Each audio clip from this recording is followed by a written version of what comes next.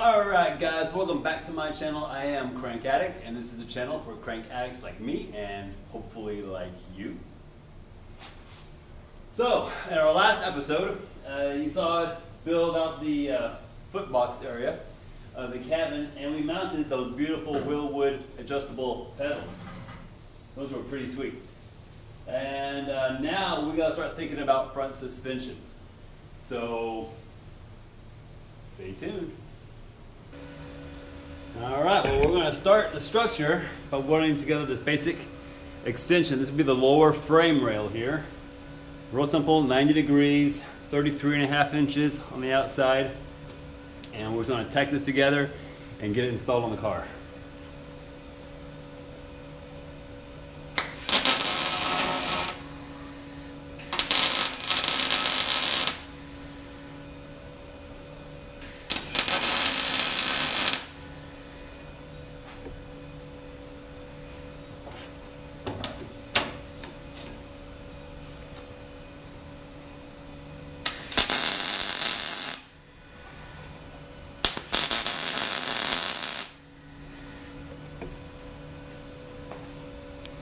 Suspension.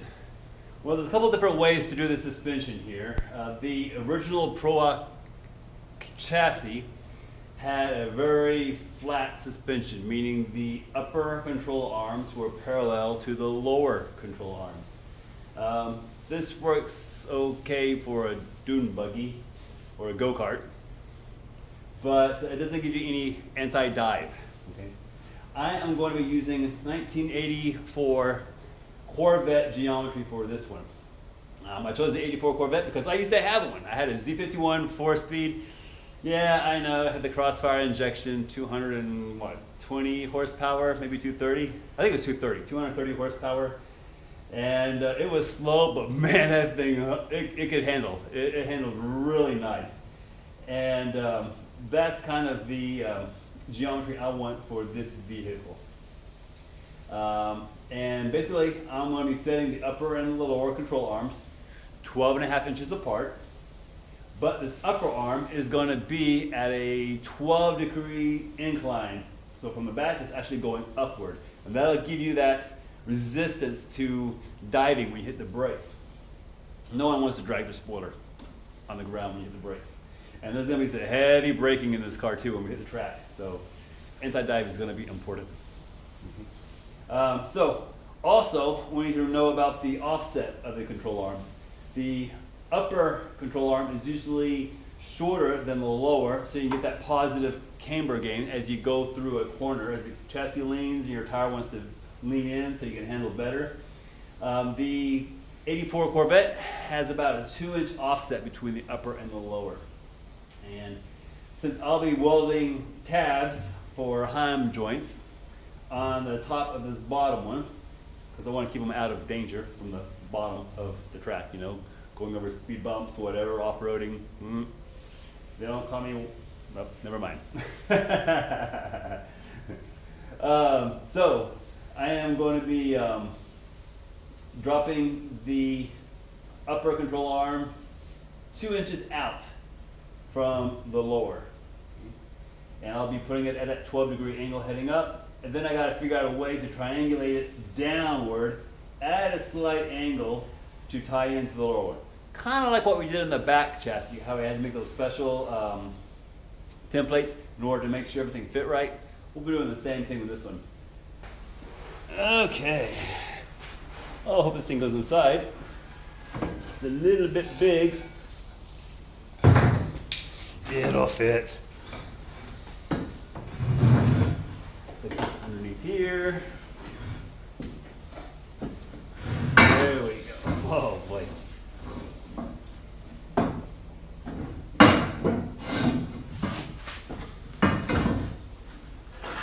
If it didn't fit, I was just going to raise the body up, but it went.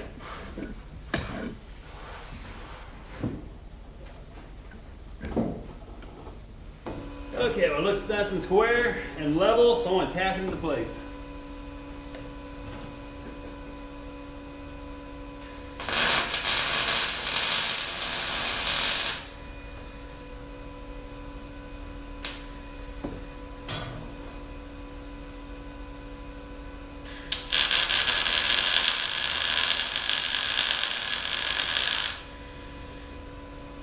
So guys, brake pedals, clutch pedals are in place.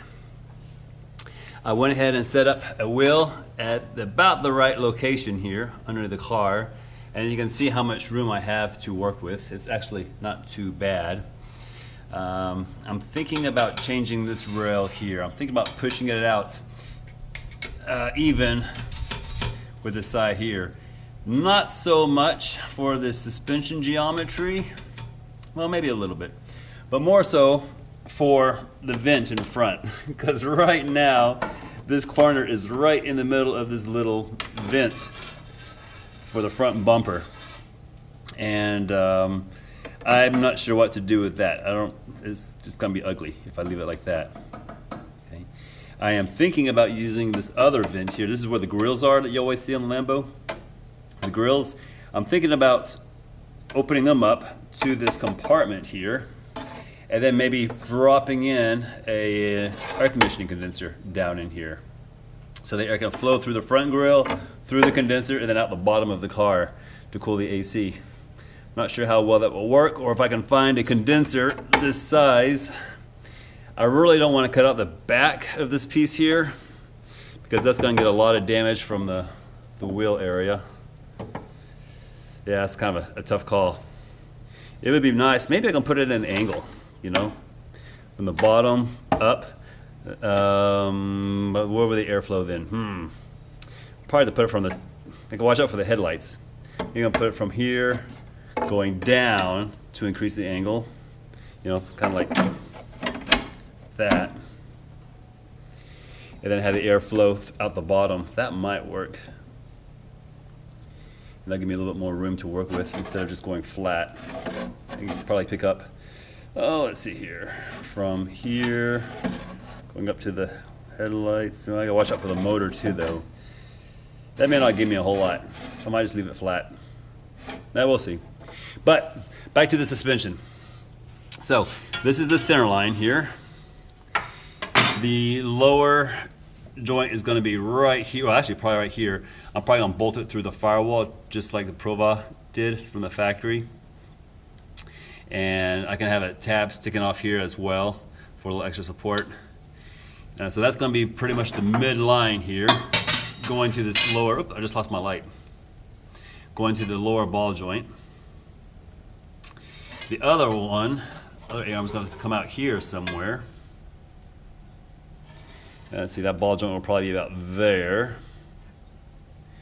So I got to make sure I can get full lock-to-lock turning on that.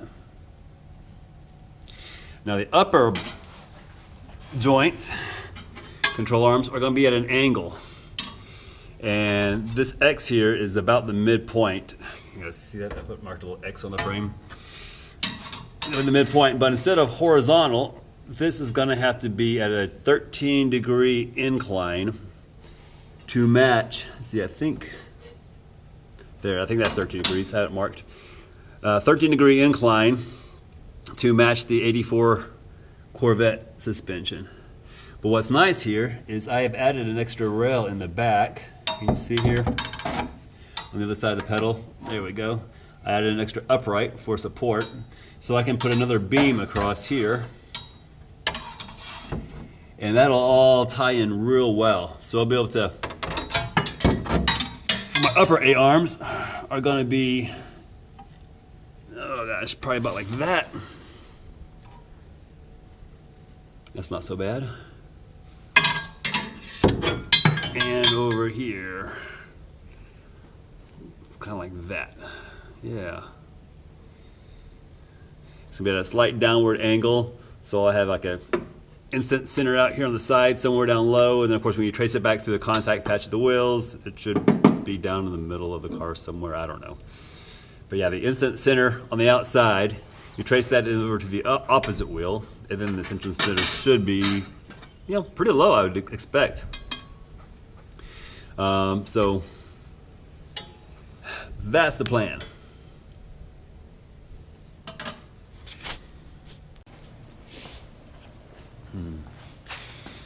Alright guys, well, I decided to make a few design changes to this system here.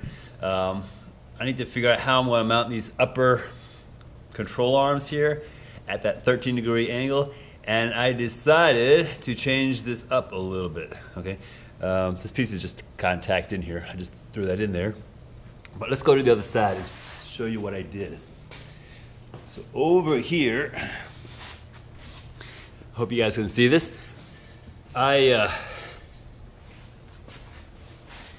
we go. So I lowered this upper rail down, and I tacked in this piece of rail and this smaller piece of rail at 13 degrees, as you guys can see, 13. And I'm going to be able to mount my tabs on this line, like boom, boom, boom, boom, going up.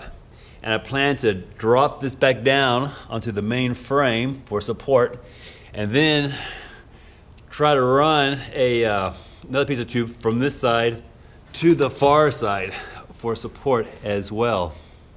By dropping this frame down here, it's going to give me a little bit more room inside the front area for luggage and for accessing my master cylinder for the clutch and brake.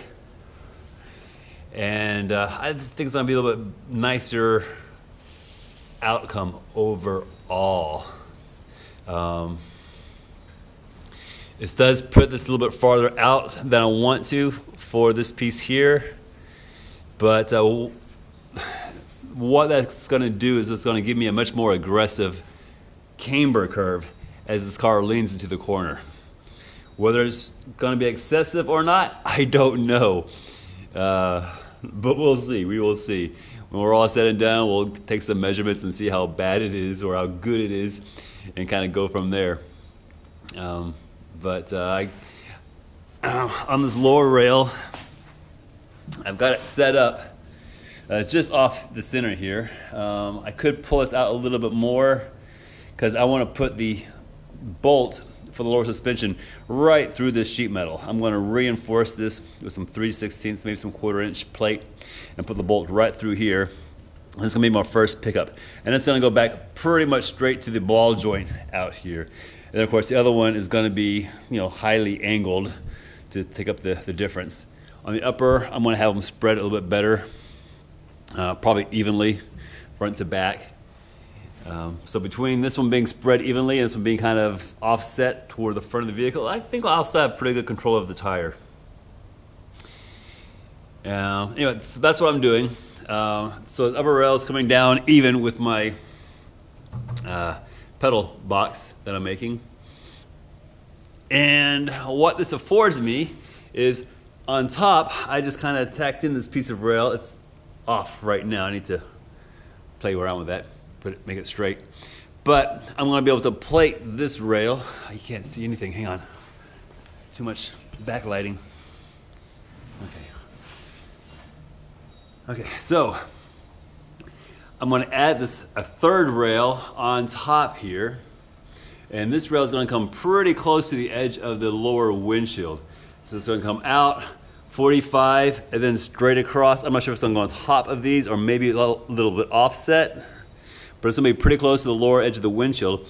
And when I plate this, it's going to give me a lot more room on the inside of the cockpit to run wires or whatever. And it's also going to give me a little bit more frame material closer to the hinge area for the doors. And that'll make me easier to build off some mounts for that door hinge. I did not like the way they did it from the Prova factory, so this will be a lot better. So anyway, this side is mostly done.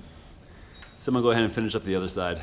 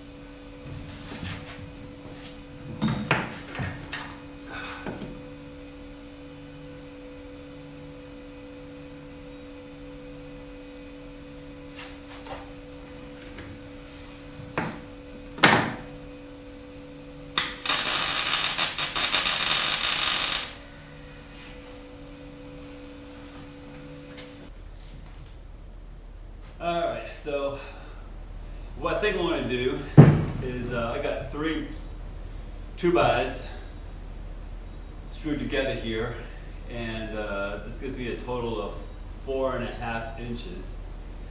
And I think I'm going to drop the chassis down to that ride height. It might be a little bit low for a Countach. 4.5 might not be enough. I may need to go 6 inches to make it work. Why are you laughing? My wife just left the garage, laughing.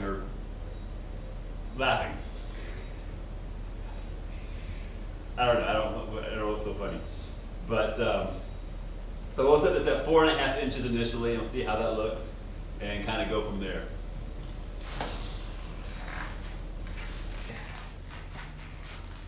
Well, I guess she was right. I needed at least 6. So I'll put another block of wood down there. So let's drop this thing.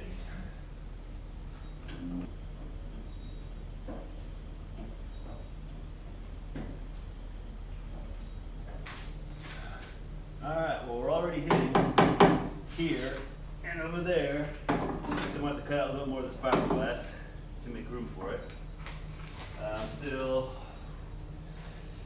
probably about 8 inches from it sitting down all the way. So yeah, gotta chop a bit.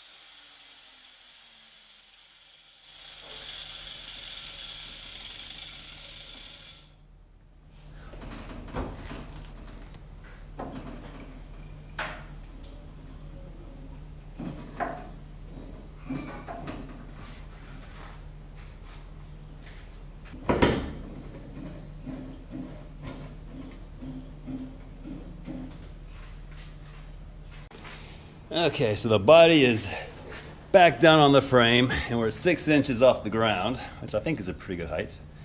Had to notch the fiberglass a little bit more to get it down, but that's looking really good now. And you kind of see how the old fiberglass gonna kind of sort of meet up with the new rail.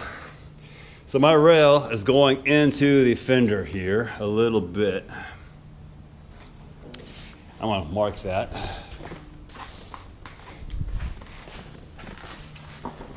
We use gold.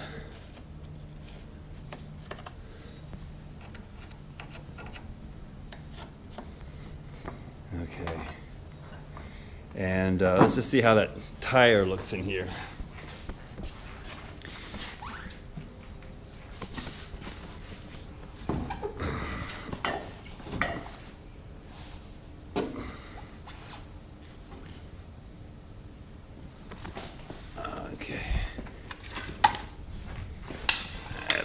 Stick to hold it forward. All right, that's about the location of that tire.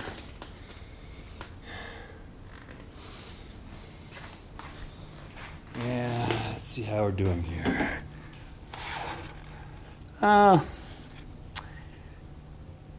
So. Turn the light on here. That might be a little bit of an issue. It's close.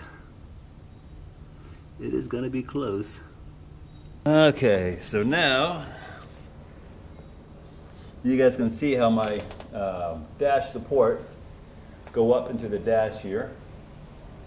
And I've got the body down on the frame finally. I had to cut away several inches all the way around here. That little piece of metal and the other one hanging down are from the front area, and I'd like to tie it into this upper support. I am going to run another rail all the way across the front, tie that into the pedal box, tie that into the front, and eventually plate it. This top rail is coming along pretty well. These angles are a pain in the butt to get right. Trial and error, a lot of it. And I'm trying to use my protractor and be scientific about it, but I measure it, divide it in half, cut it, and it's off. So yeah, just make it work, you know how that goes. So I'm going to tack this one in, and then I'll double check my last one before I make my final cut. And this top rail is almost done. It'll need some reinforcement for sure, but I guess I'll be able to try it in, see how it fits.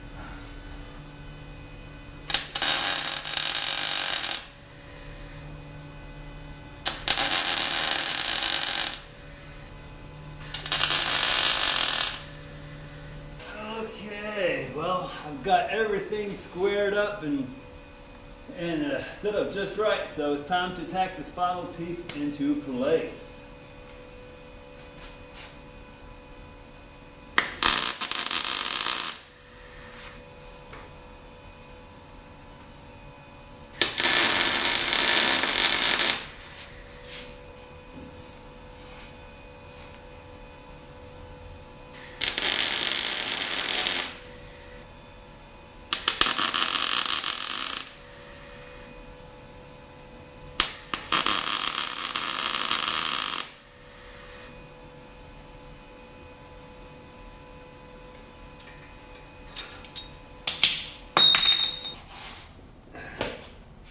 All right, well now I've got to lower the body back down on here and see how we did. See if everything lines up the way it's supposed to. And if it does, then I'll go ahead and, well, throw in some supports, make sure this bar is solid, and then call it a day.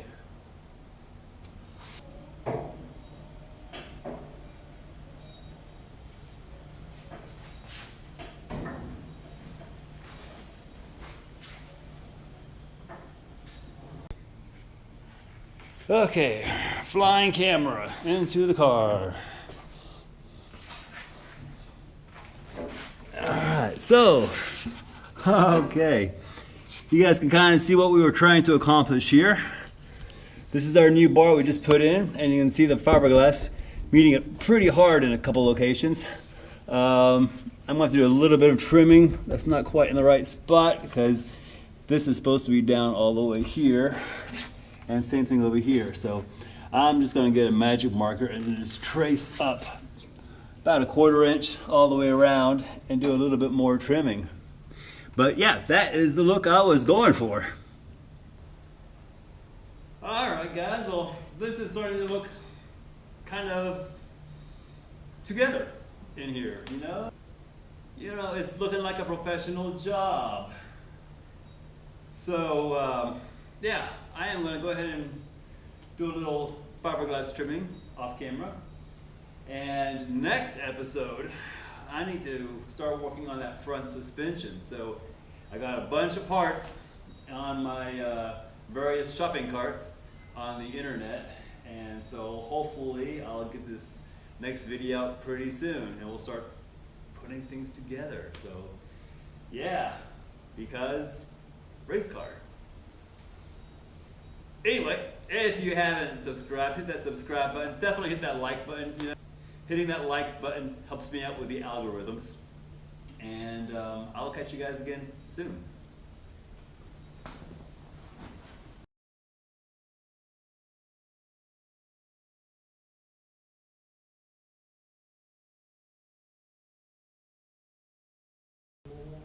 Wow.